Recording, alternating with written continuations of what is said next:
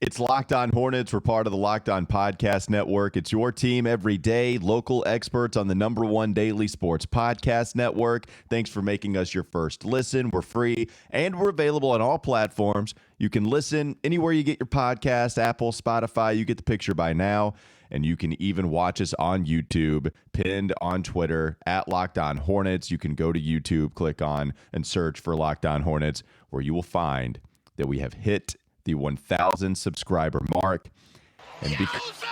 And because of that, we are going to have to paint our face because of something that Doug created a while back. And we reached 500 pretty quickly, and then we reached 1,000 pretty quickly. I thought it would be a couple of days when I looked at it at the beginning of the week, and then I saw, I think you put, Locked On Hornets put it up there, and then it was David who retweeted it, and that's how I found out 2 minutes before I hop on the show that, yep, it's time. It's time to do it. We don't know when, but the time has come for at least to have the conversation. Well, yeah, we have to. Step one is buy the face paint. We've got to buy the teal. I'm going to go teal if you want to go purple because I've got the purple background, so teal will look much better on the purple. You can go purple because I see a little teal in your background, so we'll just kind of do alternating colors. So that's. I almost want to go pinstripes. I want to kind of take it back to the throwback purple jersey. Can I just go? Is that okay? Listen, that's more intricate. Well, you do what you want to do, but I'm just saying, I'm going to go teal, so don't go full teal. I don't want to go double teal. You're going, okay. You're going teal. I'm going purple. Teal. Gotcha. Okay, we've got that figured out. The second thing is, when is it going to happen? I've got to go out to Los Angeles for the Super Bowl, for Radio Row, for Locked On. Perfect time to do it. All right, so we figured that out. Nope, Let's dive into the Celtics game. I can't explain that to the various parties involved in that big production. So, by the way, subscribe to Locked On NFL. We're going to be doing a lot of coverage of the Super Bowl. You know, Bengals, Rams, you get it. They're going to paint their face too. They may, but I can't. So when I come back, so after the Super Bowl, that Tuesday, I think we'll do it. So mark your calendars. Tuesday, February, whatever it is. Well, now, hold on. You don't know what kind of – you can't just come in here and say, this is the day, this is the schedule that it works for me. I might have to go to a press conference on Tuesday, and I can't go around here with my face painted. I don't know if I'm going to go to, like, Charlotte. I don't know if I'm going to go to the Spectrum Center. I don't know what's going on, but I can't just show up and take notes with pinstripes on my face. I think Borrego would appreciate it, honestly. Honestly, he might. James Borrego, he'll play with you in pressers. And yeah, he will. All right, well, we'll figure it out. I guess Doug is deeming it the Tuesday when he comes back from the Super Bowl trip, which is going to be cool, by the way. We need to figure out. I want to do something like Doug in L.A. I want you to go out in the field or something like that. I'll still be doing this show next week. I'll just be doing it from the Locked On house in Los Angeles. The house that Locked On built. Awesome. So go check that out. Got a bunch of great NFL coverage coming at you for Super Bowl week coming up next week. Again, subscribe to everything. We appreciate you subscribing to us and hitting the 1,000 mark. Let's talk about LaMelo Ball, Doug, because he was the big-time bright spot in this one. It's not like... I thought this was an ugly game, but it wasn't the worst that we've ever seen. Just a lot of sloppy things going on. 16 turnovers for Charlotte. 18 turnovers for Boston. There was the one awful stretch where there was the one like kind of it seemed like the clown music was playing in the background where you had both teams turning it over 3 times in a row. LaMelo Ball was very good though. Career high. 38 points. Crazy. 9 assists, 6 rebounds, 12 of 24 from the field, 4 of 10 from the perimeter. So the deep ball was going for LaMelo, thank God, because it was not going in for him a lot in the last month of the season or so. And then 10 of 13 from the line. Doug, he had it all in this one, man. So he was dishing at a high rate, scoring at a high rate, also getting to the line. The aggression was not compromised, while he was also facilitating at a high level, dishing out 9 assists, 2 steals, only 3 turnovers in the 40 minutes that he played.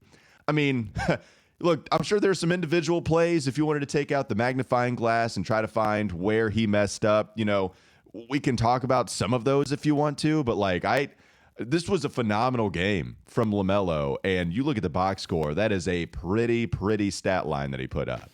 And I think going back to Borrego's comments earlier this week that we played on the show, I think LaMelo really understood pretty early on in this game that he was going to have to be aggressive and going to have to put up offense. Miles was struggling a little bit with his shot. Kelly Oubre was struggling in his return back to the court. And so LaMelo took the ball, put it in his hands, and said, all right, I'm going to go get us a bucket. He has no problem getting by his defender at this point. The floater is locked in. There were 5 blocks in this game by the Celtics. And so, they had no problem blocking shots, but they had a problem blocking LaMelo shots because he was doing a fantastic job there. Only 3 turnovers for LaMelo. One was that weird traveling call in the first quarter. Very that weird. I didn't think was a travel. I don't really. Well, I think he had his foot on the ground. He did a pump fake deep and then had his foot on the ground, and then the ref said that it wasn't, I think, and then called it late. And then he also kind of did like this pro hop. He pressed the triangle button in NBA Live, and it took away a basket. Miles Bridges had a basket taken away from that. So, at the end, pretty big play. Just don't. LaMelo Ball is not from here, okay, as he says. By the way, got the LaMelo Buzz City shoes. They're on the way. I think they'll be here Saturday. You got them? Oh, that's I sweet. got them. I got them. Had to. They look great. But so I don't think, refs haven't really fully figured out what LaMelo Ball is all about. They'll catch up. Don't worry.